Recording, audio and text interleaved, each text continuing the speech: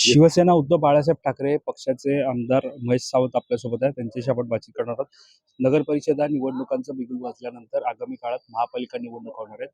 मात्र यामध्ये महायुतीची युती झाली. मात्र नवाब मलिक असतील तर भाजप चर्चेत सहभागी होणार नाही असं त्यांनी असं वक्तव्य कोणाचं आहे भाजपमध्ये ते महत्वाचं आहे. कोणी खालच्या फळीचे बोलत असतील तर त्याला काय व्हॅल्यू नाही. माननीय सीएम साहेब बोलले तर त्याला त्या शब्दाला किंमत आहे.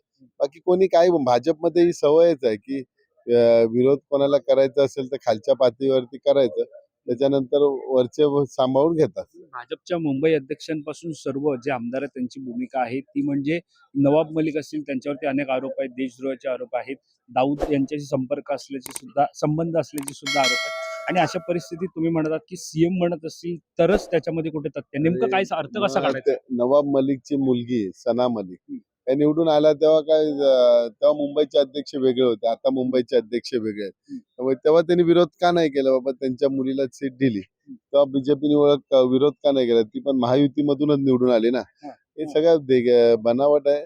काहीतरी बोलायचं वाक्य काहीतरी वेगळं करायचं. काय वाटतं या सगळ्यामध्ये भाजप शिवसेनेचा वापर करतोय त्यांच्याकडून राष्ट्रवादी? कारण का पाहायला गेलं तर मुंबईमध्ये कुठे या ठिकाणी निवडणुकीमध्ये एकत्र दिसतील का?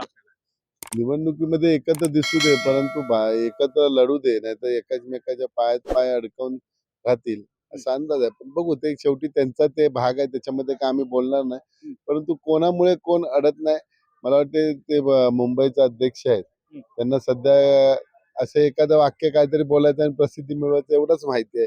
माननीय अमित साटमना म्हणजे माझ्या माहितीप्रमाणे ज्यावेळी अमित साटम नगरसेवक झाले त्यावेळी आमच्या शाखा प्रमुखाची टीम होती, खरी ती सीट होती. परंतु माननीय स्वर्गीय गोपीनाथजी मुंडे यांचे ते पीए होते आणि गोपीनाथ मुंडेजींनी उद्धव साहेबांकडे शब्द दिले की माझ्या पीएला कुठेतरी ऍडजस्ट करा. त्यामुळे आम्ही आमच्या शाखा प्रमुखाची सीट डावलून त्यांना सीट दिली.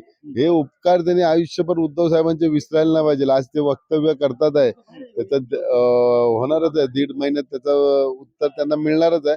परंतु ज्यांनी ऋण केले ते परतफेड करण्याची अशी पद्धत बीजेपी वाल्यांची आहे. सभेतून एक प्रश्न आहे. सभेमध्ये सातत्यानं सत्ताधारी असतील, विरोधक असतील प्रश्न उपस्थित करत आहेत. मात्र सुधीर मुनगंटीवार हे सातत्यानं सरकारला आरसा दाखवत आहे, घरचा आहेर देत. खरा चेहरा भाजपचा चेहरा सुधीर भाऊ दाखवतात आहे की भाजप कशा पद्धतीने काम करते. आज एवढी मोठी सत्ता असून निर्णय घ्या. आज काल सुद्धा पागडी सिस्टमचा निर्णय एकनाथ शिंदेनी सांगितला, तो कितपत योग्य आहे मुंबईकरांना विचारा. ज्यांनी तो त्याचा पण फायदा कोणाला होणार आहे? जास्तीत जास्त फायदा बिल्डर लॉबीला होणार आहे. त्यांना किती देणार? आता मालकीचा घर देणार, परंतु कुठल्या प्रणालीमध्ये त्यांची डेव्हलपमेंट ते कुठला डिक्लेअर नाही केलंय. आणि तुम्ही जर 79A79B आज खरोखर जीर्ण अवस्थेत आहे तर तुम्ही न्यायालयाला सांगू शकता ना, बाबा खरोखर ती बिल्डिंग पडायला आली. सरकार म्हणून तुम्ही जी त्यांना क्लस्टर डेव्हलपमेंट या मुंबईमध्ये करायचं, चांगली गोष्ट आहे. केल्याबद्दल का वाईट नाही, जास्तीत जास्त एरिया मिळेल. परंतु जी काही अटी त्याच्यामध्ये आहेत त्या अटी थोड्या न्यायालयामध्ये प्रलंबित आहे, त्या लवकरात लवकर दूर करावं सरकारने. दोन्ही ठिकाणी सरकार त्यांचं आहे. सरकारचे जे न्यायाधीश आहेत ते सरकारच्या वतीनेच निवडले जातात, असे ते तिथे चाललंय. एक शेवटचा प्रश्न आहे. काल उद्धव ठाकरे विधान भवनात आले. आज हिवाळी अधिवेशनाचा 5वा दिवस आहे. 4थ्या दिवशी ते आल्याचं आपल्याला पाहायला मिळालं.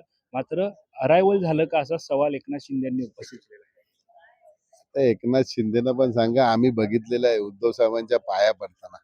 कशाला वल्गना करताय?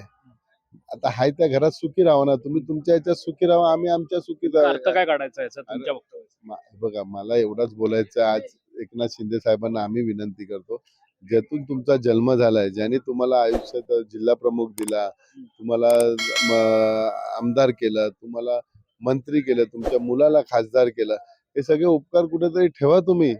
भले आज वेगळे झालायत पण दिलेल्याची जाण ठेवा, एवढीच आम्ही तुम्हाला विनंती करतो. आमच्याशी बातचीत केली.